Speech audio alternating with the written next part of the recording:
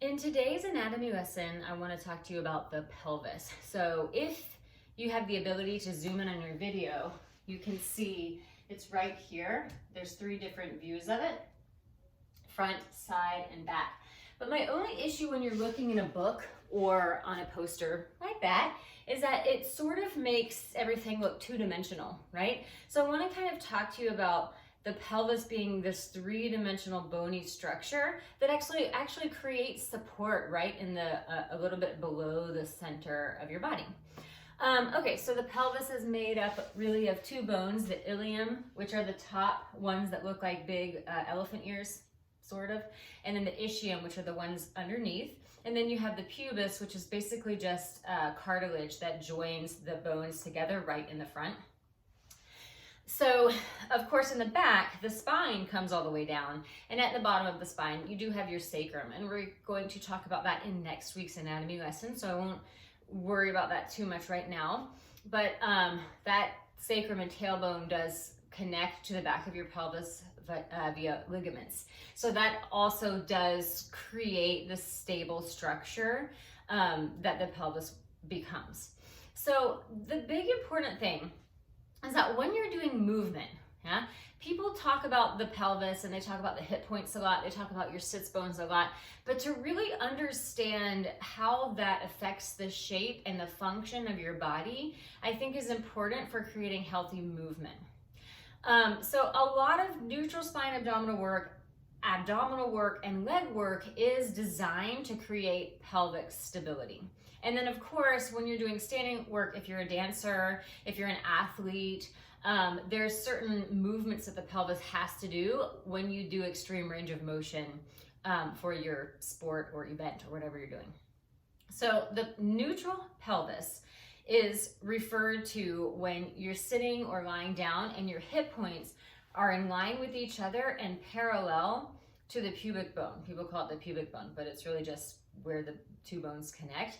So it sort of creates this plane or this triangle of movement, and you don't want, if I'm doing this sitting, you don't want your hip points behind that pubic bone. And I'll do it facing the side so you can kind of see. I don't want this to be happening, right? And I don't want that to be happening either. So I don't want the hip points in front of the pubic bone. And the same thing if I'm lying down, right? And you can tell what happens if I'm too far back, and then I end up tucking my pelvis.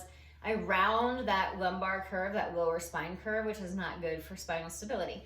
And then, vice versa, if I tip too far forward, this curve gets too big and I have to compensate somewhere else. So the hip points, as people refer to, are also known as the ASIS. That's anterior superior iliac spine. So it's right at the top of that ilium, that front top portion. Is like a little protuberance, like a little bony knob that sticks out.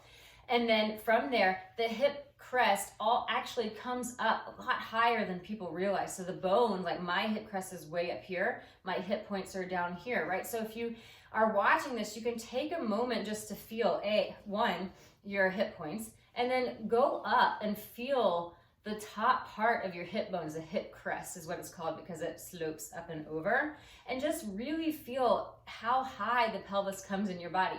That's really important, I think, to know, because we tend to think of the pelvis or any part of our body as what we can feel and touch and resonate with, right? But there's these whole 3-dimensional system going on inside there. So once you found that, and then you can sit, and you'll feel the other thing people talk about a lot, the the Ischial Tuberosities, that also known as the sits bones. So these are the little bony, the bony butt bones that when you're sitting and you kind of rock back and forth, you're like, oh, I feel that bony protuberance there at the bottom of my pelvis, right? So that's the bottom of the ischium, yeah? So it's like right here. Again, if you can zoom in, great. If not, there's a lot of great images on Google as well, so you can kind of follow along and look at what I'm talking about. And when I'm sitting, right, a lot of times people, they feel those bones and they sort of rock back, and sometimes even when you're sitting in chairs and then you begin to tuck your pelvis, they'll rock back and be sitting and putting all of the weight on those bones. Now that is actually incorrect, because when you're doing that, and I'll show you again from the side, when I'm rocking back and I'm sitting directly on these, look how far back I am. This is not actually a good seated posture, and it's not neutral pelvis. So this is really important if you sit at a desk all day, right? Because you don't actually, we think that we want to be reclined in some way, but that's actually not the best thing for your body. So you want to create a system for yourself where you can find your neutral pelvis, hip points and pubic bone in line with each other, right? And when I'm sitting perpendicular to the floor, and I actually want to sit just in front of my sits bones. So I'm not directly putting all the weight on them. And there's a very subtle difference here to here, right? If I'm just in front of them, I'm actually giving them space. And right here, I'm not straining my abdominals. I can breathe into the deep belly. I can breathe into my deep abdominals in my seated position. Yeah, and I can allow my tailbone and my sacrum to be easy so that my spine can be gentle and have support.